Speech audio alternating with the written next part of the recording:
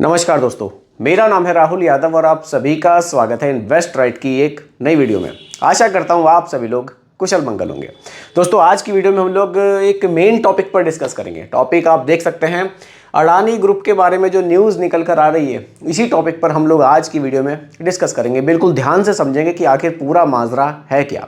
कुछ लोगों का कहना है कि अडानी को अरेस्ट किया जा रहा है, अमेरिका में अरेस्ट वारंट भी जारी हो गया है वहाँ पर। देखिए, सब कुछ समझेंगे, न्यूज़ आखिर है क्या, कितनी इसमें सच्चाई है, सब कुछ हम लोग ध्यान से समझेंगे।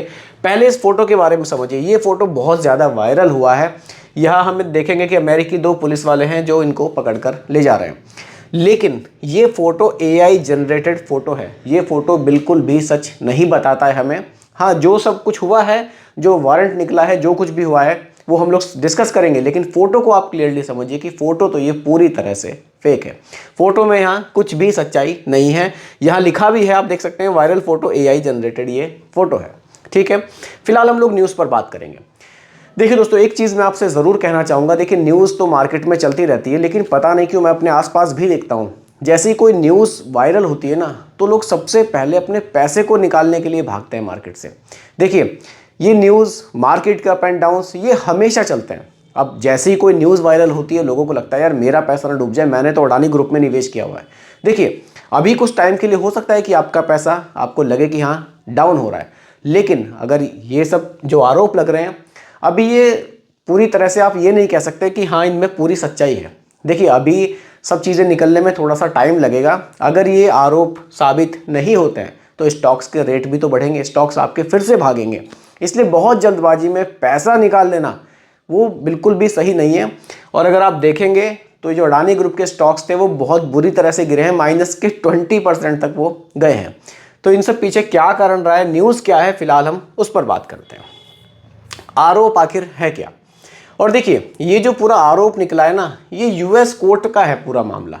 यहाँ इंडिया में तो पता ही नहीं चला लोगों को आखिर हो क्या रहा है। जैसे ही ये यहाँ पे US कोर्ट में ये मामला चल रहा था, वहाँ से ये न्यूज़ निकली, वायरल हुई, तब यहाँ इंडिया में पता चला कि आखिरकार पूरा माजरा क्या है। और सबसे पहले लोगों ने अपने पैसे एग्जिट किए कि भाई अपना पैसा निकाल लो यहाँ से, कहीं ऐसा ना हो कि ये पूरा का पूरा जो अडानी ग्रुप के शेयर्स हैं ये बहुत बुरी तरह से गिर जाएं।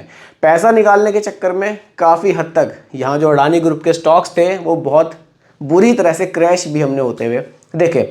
उतना मार्केट नहीं गिरा, लेकिन वो जो स्टॉक्स थे वो बहुत बुरी तरह से हमें पिटते हुए दिखाई दिए।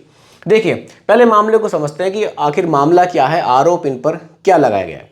देखिए, ये पूरा मामला अडानी ग्रुप की company Adani green energy limited और एक अन्य फर्म से जुड़ा हुआ है।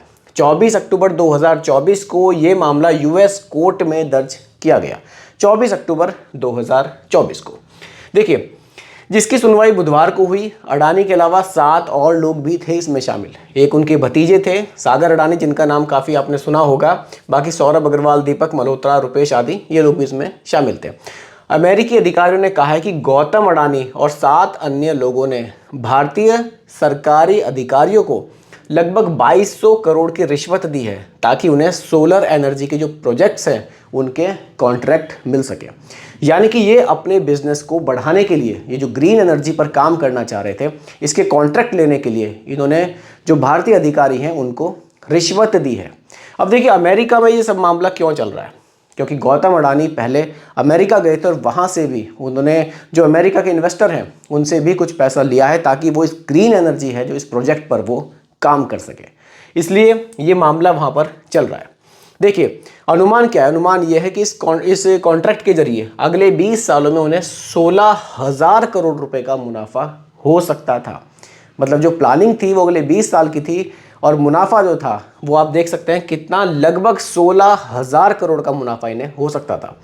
ये भी आरोप लगाया है कि अडानी ग्रीन एनर्जी के एक अन्य अधिकारी विनीत जैन के साथ अडानी परिवार ने 24,000 करोड़ रुपए से अधिक के लोन और बॉन्ड जुटाए हैं और इन घोटालों की जानकारी निवेशकों और कर्जदाताओं से छिपाई है।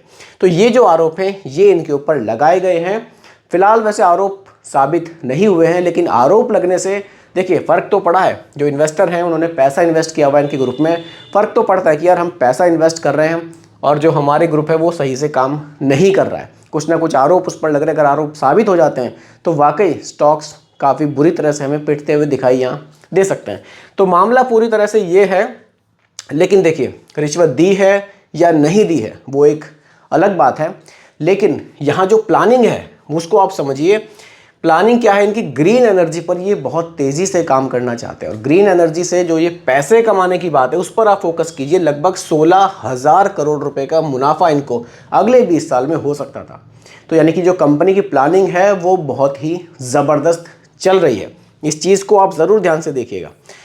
देखिए, अब जो गिरावट हमने देखी है अडानी ग्रुप के शेयरों में, वो 20% की भारी गिरावट देखी है। अडानी पावर में -17.5 देखा है हमने, अडानी एनर्जी सॉल्यूशन में -20 देखा है, अडानी टोटल ग्रेड में -18.77 देखा है, विल्मर में देखा है, ग्रीन एनर्जी में देखा है। सबसे ज़्यादा तो हमने अडानी एनर्जी सॉल्यूशन में देखा है और उसके बाद अडानी ग्रीन एनर्जी में देखा है। अंबुजा सीमेंट में भी हमें 10% की गिरावट देखने को मिली है। कुछ ऐसे शानदार स्टॉक्स थे जिनमें गिरावट हमें नॉर्मली देखने को नहीं मिलती है, लेकिन इस न्यूज़ की वजह से हमने काफ़ी गिरावट यहाँ देखी है। अभी देखिए, आरोप साबित होने में तो अभी टाइम लगेगा, साबित होगा या नहीं होगा ये सब अभी इसमें तो काफ़ी समय लगेगा। देखिए, स्टॉक्स गिर रहे हैं बिल्कुल, लेकिन ये स्टॉक्स आपको उठते हुए भी आने वाले समय में दिखाई दे सकते हैं। ऐसा नहीं है कि स्टॉक्स ये बुरी तरह से पिटते रहेंगे, क्योंकि स्टॉक्स काफ़ी बढ़िया हैं। अभी देखिए, और चीज़ को थोड़ा सा समझिए। $600 मिलियन का बॉन्ड रद्द हो गया है। $600 मिलियन भी ये लाने वाले थे इनके बॉन्ड, लेकिन ये भी फिलहाल कैंसिल हो गया है। अडानी समूह को लगभग 2 लाख करोड़ का यहाँ नुकसान भी हुआ है। अब देखिए, इन सब चीज़ों से फ़र्क क्या पड़ा है उसको भी समझिए। अगर मैं म्यूचुअल फंड के बारे में, देखिए ज़्यादा बात हम लोग तो म्यूचुअल फंड के बारे में ही करते हैं, तो हमारे म्यूचुअल फंड का जो पोर्टफोलियो उस पर क्या फ़र्क पड़ेगा। देखिए, हमारे जिन हमने म्यूचुअल फंड्स में निवेश किया हुआ है, जिन स्कीम्स में हमने पैसा निवेश किया हुआ है, उन स्कीम्स ने अडानी ग्रुप में जो निवेश किया हुआ है वहाँ से हमारे पोर्टफोलियो में भी हमें लॉस दिखाई दे सकता है। अब कौन कौन से म्यूचुअल फंड्स हैं, जैसे कि क्वांट स्मॉल कैप है, उनका भी यहाँ निवेश काफ़ी ज़्यादा है। साथ ही साथ SBI स्मॉल कैप है, उसमें भी हमने देखा है कि इन्होंने अडानी ग्रुप में निवेश किया हुआ है। तो इस तरह के जो भी म्यूचुअल फंड्स हैं जिनका निवेश अडानी ग्रुप के साथ था, वहाँ हमें थोड़ा सा फिलहाल लॉस देखने को मिल सकता है।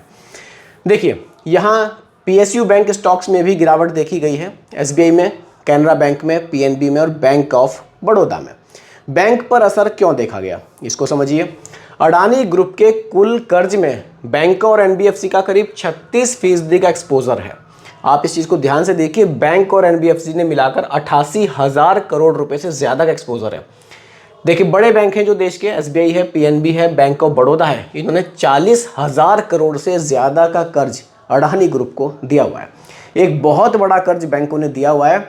अगर अडानी ग्रुप डूबता है किसी कारण की वजह, किसी कारण से आरोप साबित होते हैं, इनके स्टॉक्स डाउन में जाते हैं, तो आप देख लीजिए बहुत पैसा यहाँ, बड़े बड़े बैंकों का बहुत बड़ा पैसा यहाँ निवेश है।